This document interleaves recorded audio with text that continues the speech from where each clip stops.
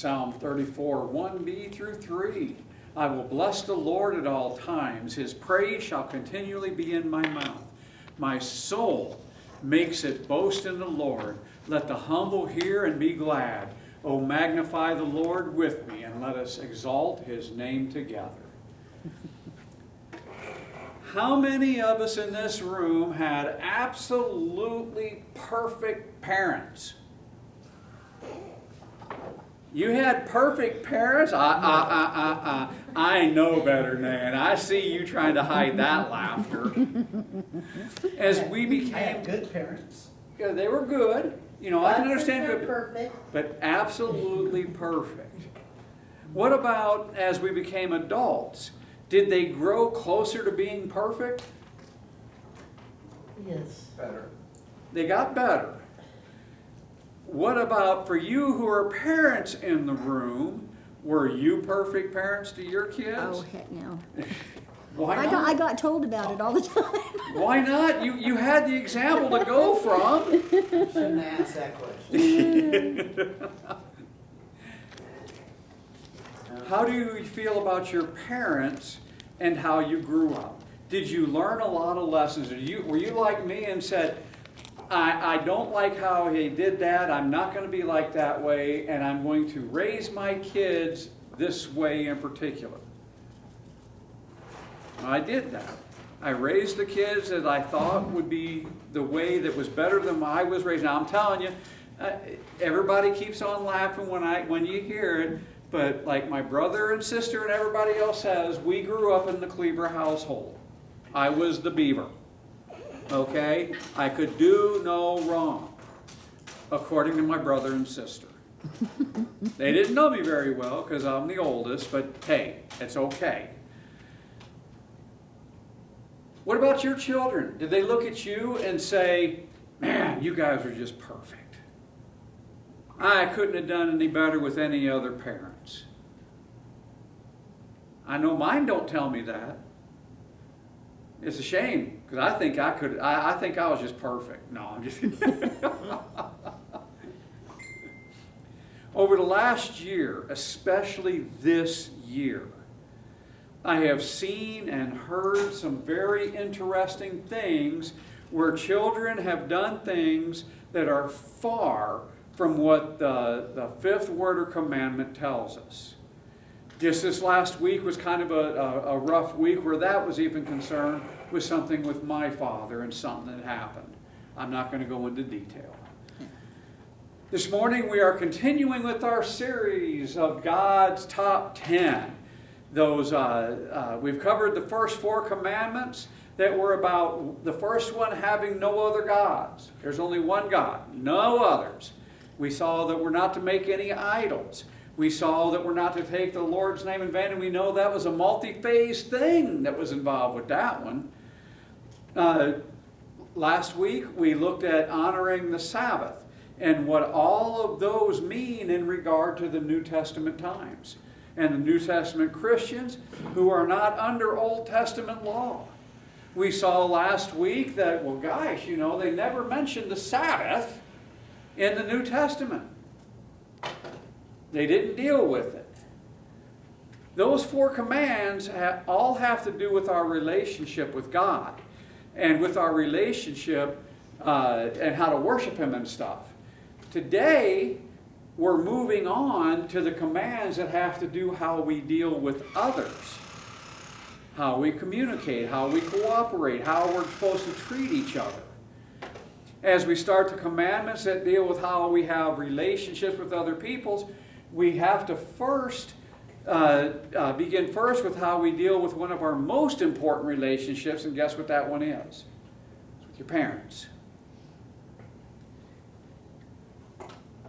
It's how we deal with our parents actually affects how we deal with others. How our parents deal with us definitely affects how we deal with other people. And what we're looking at today is we're going to look at honoring your parents. I don't care if you like them or not. I don't care if you think they were crumb bones. I don't care. They still had you. They could have said no. They could have aborted you. Not in the 50s, they couldn't. Well, that's true. But I mean, but they could have done a lot of things. They could have given you away up for adoption, what have you. If you were adopted, I'm sorry. That was not mean to be a slam on you, really. So let's look at what honor is when it comes to our parents. As we begin to look at this particular command, I think it's important that we understand what honor means. We often use words so often that we fail to understand their meaning. I mean, we see that all the time. So this morning, I want to look at what it means to honor someone, and then how we might honor our parents at different stages in our life and their life. Let's start by looking at Exodus 20:12. Honor your father and mother, that your days may be long in the land that the Lord your God is giving you. Now, as we've said, we are not under the law. We're not under the law, but under grace. But we do recognize that there are principles found in those 10 commandments that are often repeated in the New Testament that we should use as a guide to help us conduct ourselves in life according to our relationship with Jesus. Now, I mean, it's kind of hard to shine Jesus if you don't have a good relationship with him. There are numerous things that honor is applied to when we deal and apply it to others, especially when it comes to our parents. So what is that first thing that we need to look at? Well, honor is personal. It's personal. We see in the Bible that things are not honored.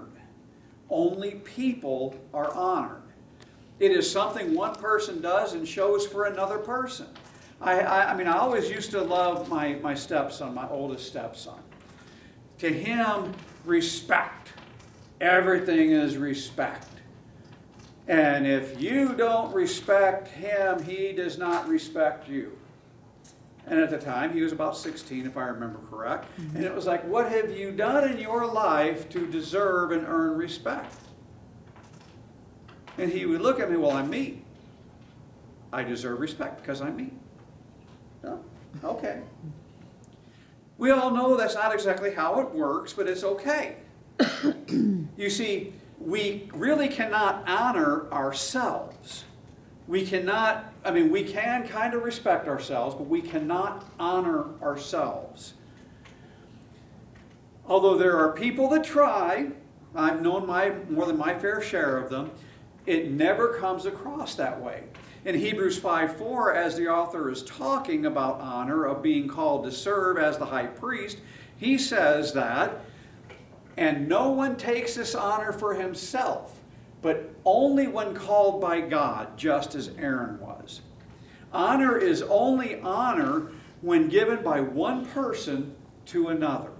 Now, there may be times, however, when a thing or place appears to be honored.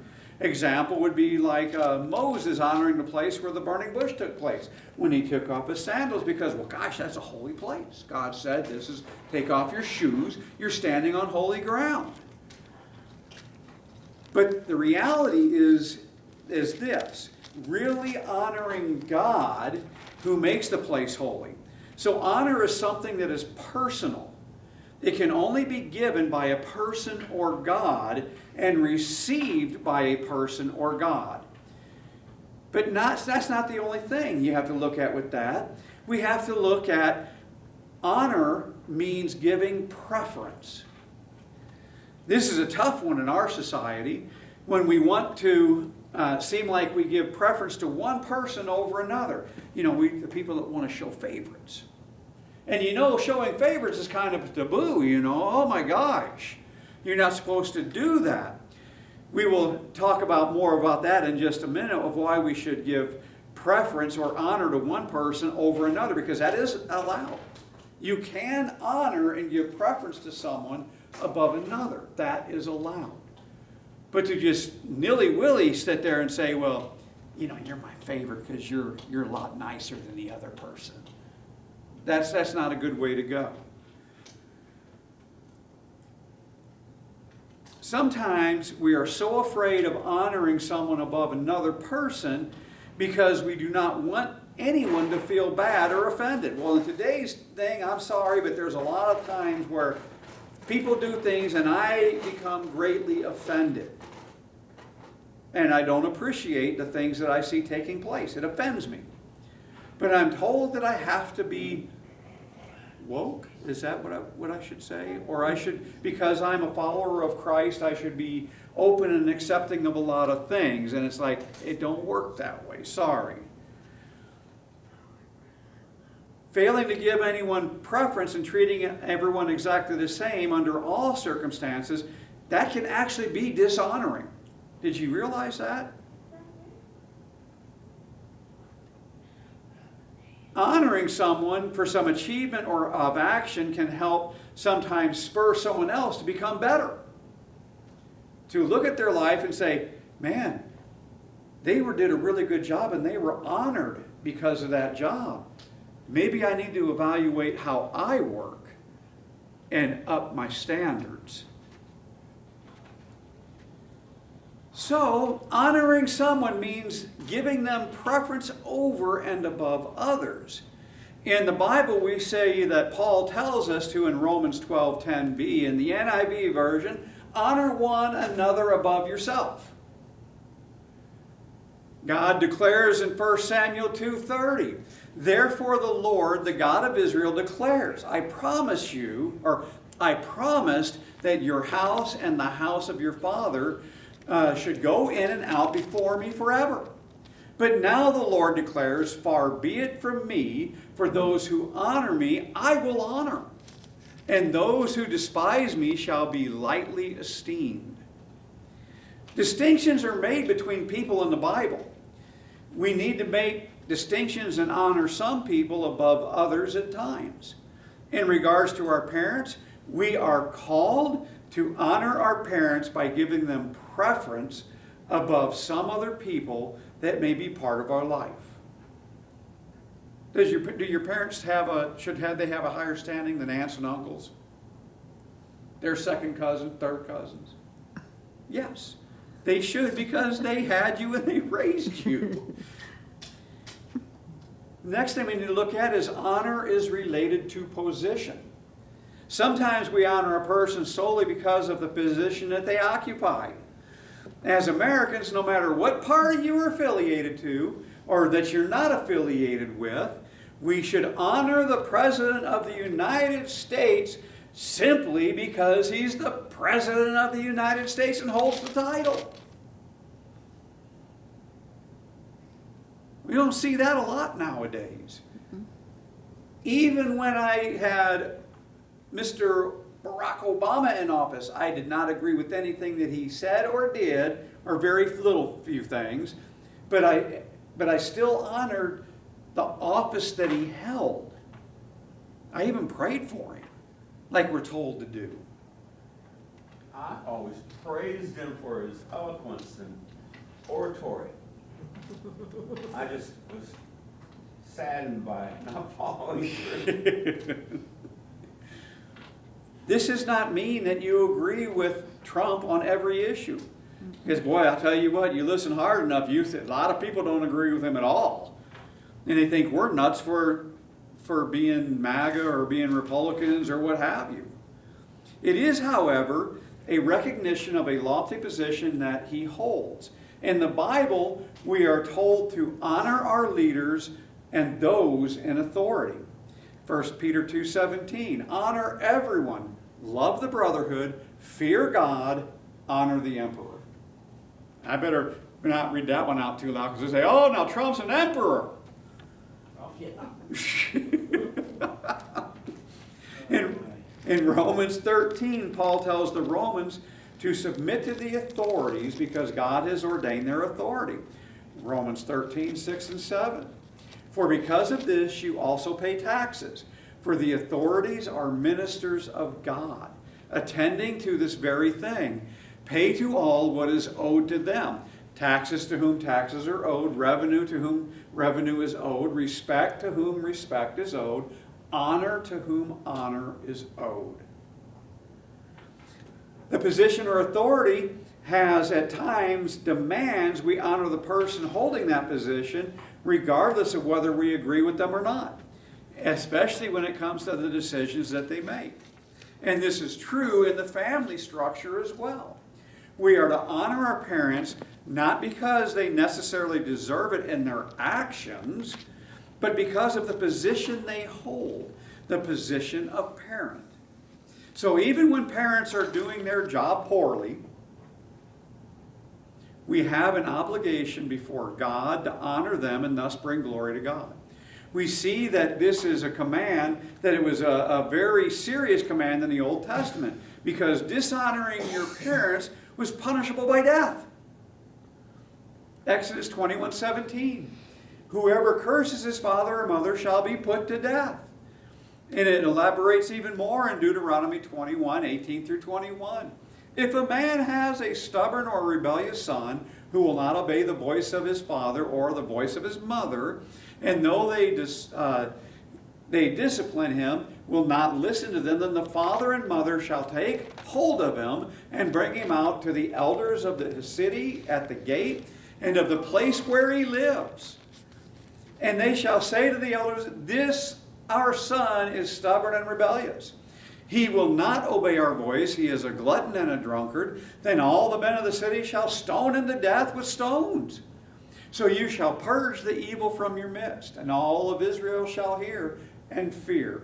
Now, when they are talking about they shall take a hold of him, I keep that image. He got him by the ear, dragging him. Stone him, kill him, if they dishonor the parents. And just so that you know, there is nothing recorded in the Bible of this actually being carried out. Not saying that it never happened, but it's never recorded that somebody had to drag their kid to the main gate and stone them to death. In our Western culture, individualistic cultures, this often does not resonate with us. Yeah, you were bad. Come on, let's go. I got a stone in my hand. I'm ready. When we think that it must be the person and their conduct that merits honor, but go to any Eastern culture and you'll find that there is a respect for parents and grandparents and great-grandparents to the point, just because they have their positions that they're in, and they do this to such extremes that sometimes they worship them after they're dead. Oh, my great-great-great-great-great-great-great-great-great-grandfather is going to be there to protect me. I'm going to give him honor even though I've never met him and everything else. And that's not a good thing. That's not a good thing. But they do understand what it means to honor someone due to the position they hold. So honor is related to the position that someone holds. But did you know that honor also has to be practical? To truly honor someone, it cannot just be lip service. Everybody knows when you've been, I'm sure y'all had lip service in the past. This was a problem for many people in Isaiah's time between the people and God. They said they honored God, but their actions spoke otherwise, and the Lord rebuked them. Isaiah 29:13b. Because this people draw near with their mouth and honor me with their lips, while their hearts are far from me.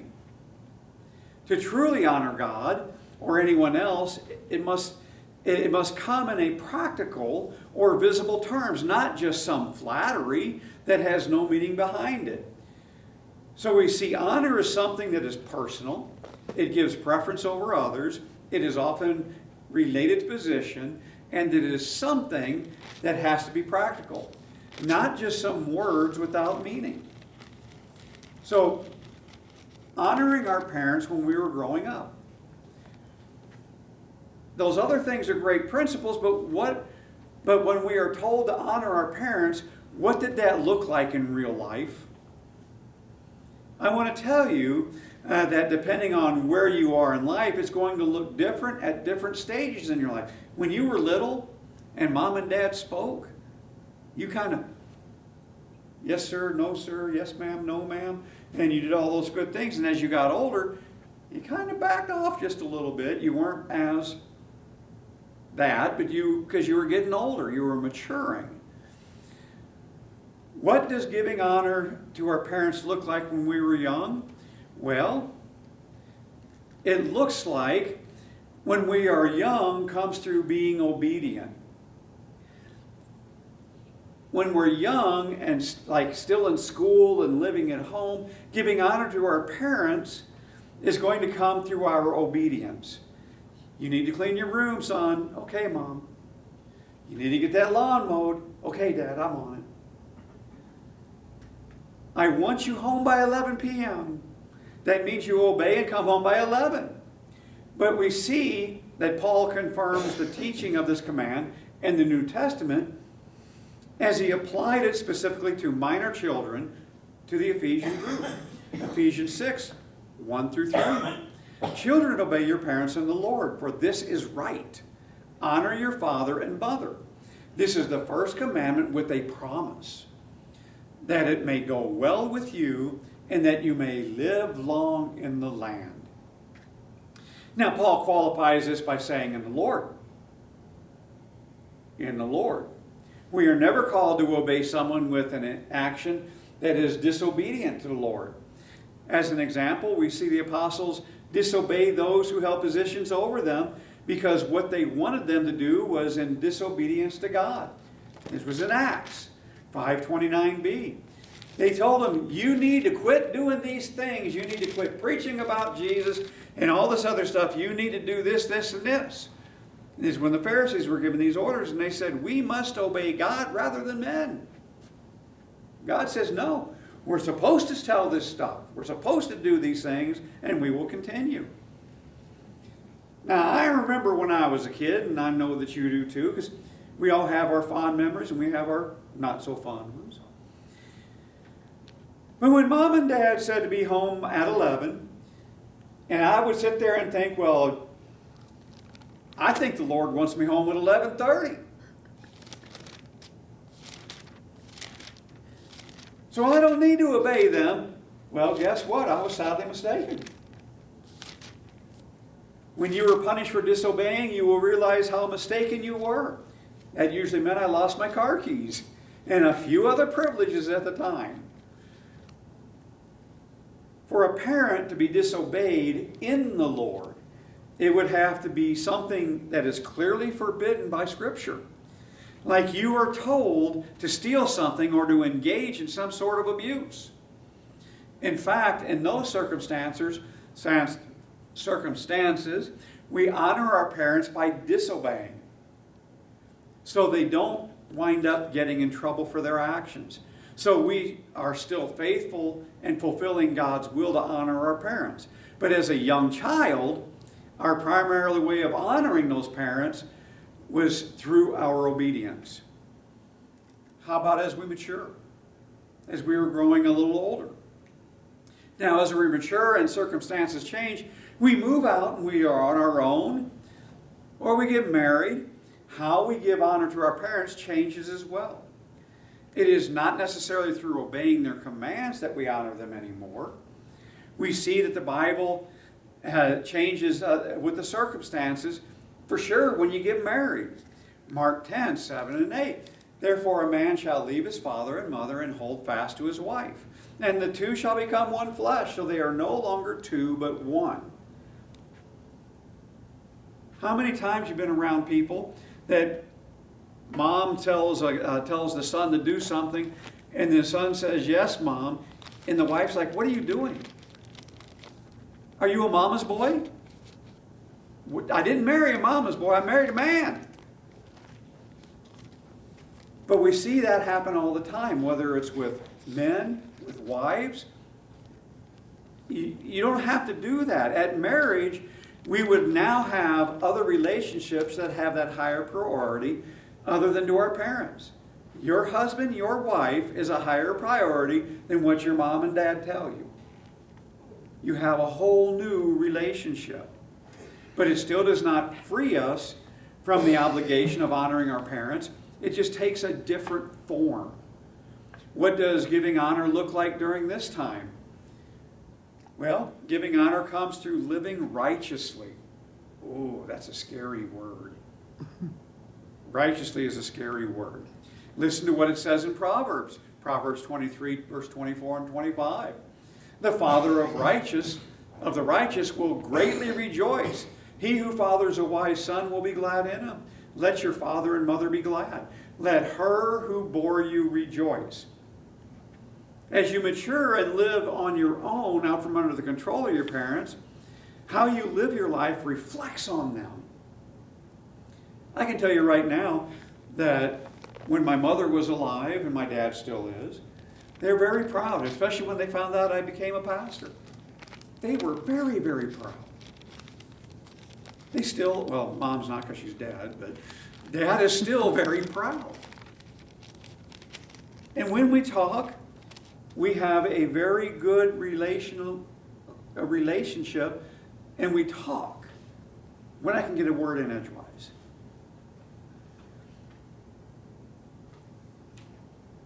Honoring your parents when you are mature means living that righteous life according to the word of the Lord. It is interesting to note at this point that there is a promise associated with this verse. For the Israelites, it was the promise of living long on the land that God was giving them. But Paul adapted a little bit more to it. Did you notice that when we read it? He adapted this for the Gentile Christian and said that you may enjoy long life on the earth. Now, in the Old Testament, this is not the only time this promise is given. It is also given following the whole law. Deuteronomy 6, verses 1 and 2. These are the commands, decrees, and laws that the Lord your God directed me to teach you to observe in the land that you are crossing the Jordan to possess, so that you, your children, and their children after them may fear the Lord your God as long as you live, by keeping all his decrees and commands that I give you, and so that you may enjoy long life. We are following the whole law and the command to honor your parents, linked by a similar promise. Are we? I hope so. That is because parents were given the obligation to teach their kids the ways of the Lord. These verses that follow what I had just finished reading here, they say in Deuteronomy 6, verses 6 and 7, these commands that I give you today are to be upon your hearts. Impress them on your children. Talk about them when you sit at home, and when you walk along the road, when you lie down, and when you get up.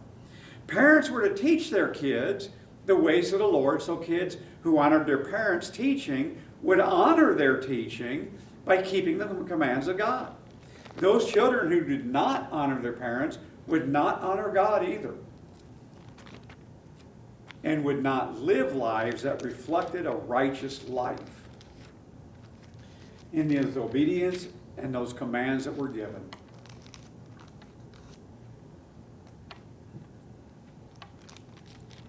So as we mature, we honor our parents by living a righteous life in the Lord. As we were growing up, our parents, well, they had a biblical responsibility now, didn't they? The Bible tells them what they're supposed to do, especially when it comes to dealing with the Lord. Now, we know that all our kids will make some mistakes at their point in their life, but God also tells us in Proverbs 22:6, train up a child in the way he should go. Even when he is old, he will not depart from it. Parents are supposed to do that. Teach your kids about God and everything that God wants and how God works through the lives and makes your life might not be super easy, but it's easier when you face troubled times. The truth that we reap what we sow applies as a general principle to raising our own children. That's the sad part. We reap what we sow. If we do not train them up and teach them the ways of the Lord, we are going to bring hardship and dishonor to ourselves when they mature and act in ways contrary to what the Lord wants, because they have never been taught. What we teach our kids when they are young, to a large part, will be reflected by them in how they live later. That really frightens me. That really frightens me. Because I see the things that the kids do. And I shake my head, and I scratch my head, and I go, that's not what you were taught. That frightens me and it bothers me. So, both the good and the bad that we teach them will be manifested whether we like it or not. You know, there's this really great song that took place in the 60s, I believe it was. And I'm sure you're familiar with that classic song, The Cat's in the Cradle by Harry Chapel. Mm-hmm. A lot of people said, oh, that's a Cat Stevens song. No, Cat Stevens during his interview said, I never wrote it, I never sang it, wished I did, but I didn't. It's about a dad who has a son and really doesn't have a lot of time to be around his son because, well, there are planes to catch and bills to pay. But regardless of that, the little boy loved his father and would say, I'm going to be like you, Dad. I'm going to grow up to be just like you. Most kids love and look at their parents as an example of how to live life.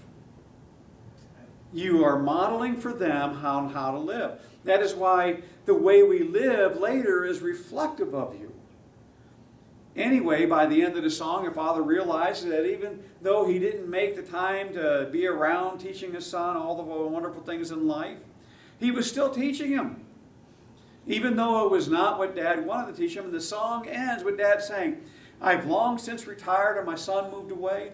I called him up just the other day. And I said, I'd like to see you if you don't mind. And he said, I'd love to, Dad, if I could just find the time. You see, my new job's a hassle and the kids got the flu, but it's sure been nice talking to you. It's sure been nice talking to you. And as I hung up the phone, it occurred to me he'd grown up just like me. My boy was just like me. We are teaching our kids all the time by modeling life for them. As we live life, they will see both the good and the bad. Make sure that parents that you are teaching them good, because if we neglect that responsibility, we will certainly reap what we have sown. Let's teach them well so that we can receive honor as they live their life righteously. What about honoring our parents in their later years, as they are getting really old? Now, the last stage of life I want to talk about is not so much our stage, but it's theirs. It's theirs. How do we honor them and when our parents are getting really old? Now, we've tried several times with Amy's mom. We tried to get her to move in with us. No, we'll move up here. We'll bring you up here. Her mom's just stubborn as the rest of the family. Nope. I'm good enough to take care of myself. And so we just quit trying. We wanted her. We enjoyed her company. She was not a mean mother-in-law. She was actually quite a nice lady, in my opinion. Yes. But she stayed where she was. Listen to what Paul tells Timothy concerning some of our family responsibilities. In 1 Timothy 5, 3, 4, and 8. Honor widows who are truly widows. But if a widow has children or grandchildren, let them first learn how to show godliness to their own household and to make some return to their parents. For this is pleasing in the sight of God. But if anyone does not provide for his relatives, and especially for members of his household, he has denied the faith and is worse than an unbeliever. Wow, those are strong words from Paul. We have an obligation as Christians to love people, and that love has to be first manifested to those who are close to us. When our parents are growing older and less able to care for themselves, we honor them by making sure that they're cared for. And this can take different forms for different families at different times. Sometimes as parents age, they become unable to care for themselves. We honor them by getting people to help. They can't do their own lawn, you hire people to cut the lawn for them. The simple things in life. Like I said, it might even mean sucking it up and bringing them to live with you. And if not, at least putting them in a home that is actually decent. And then don't forget they're there. You got to visit them. You got to, I mean, to me, that's a sad thing. Now, when we moved away, and that kind of broke her heart, because that's where her mom ended up, was in a home. And she did not have a lot of visitors. Every time we'd go down to Oregon, we'd swing by and we'd visit for as long as she could stay away. But it was just, it's sad. I see so many people in homes that they don't have anybody whatsoever. And that's criminal in the mind. Understand that at this stage there are no easy answers, and the best way to honor your parents may not be the same for another family in similar circumstances. It is only through prayer and guidance of the Holy Spirit that we can make the best decision to honor our parents and receiving the care that they need. But we're always called to honor them no matter what. As we deal with this, how we're going to honor our parents the best way possible, we need to also realize that we are modeling the care to our own kids. We always laugh because our oldest daughter, she sits there and says, and works in a facility, a older homes facility, and she's always saying, "You ain't living with me, I'm going to put you in a home and not take care of you." It's a joke with her, because I really think that if Carrie would ever, if we got to that point, she's like, I mean, she drags in the stray dogs and stuff off the street and takes care of 100 million kids. I'm sure she'd just bring us in and put bibs on us, and, you know.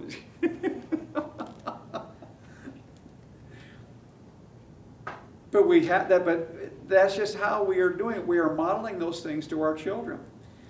There's a story from the Grimm's Brothers fairy tales about the grandfather and his grandson. You ever heard that song or that fairy tale? It's a real easy one. Once upon a time, there was a very, very old man. His eyes had grown dim, his ears deaf, and his knees shook. When he sat at the table, he could scarcely hold a spoon. He spilled soup on the tablecloth. And besides that, some of his soup would run back down out of his mouth and down his chin and on his front.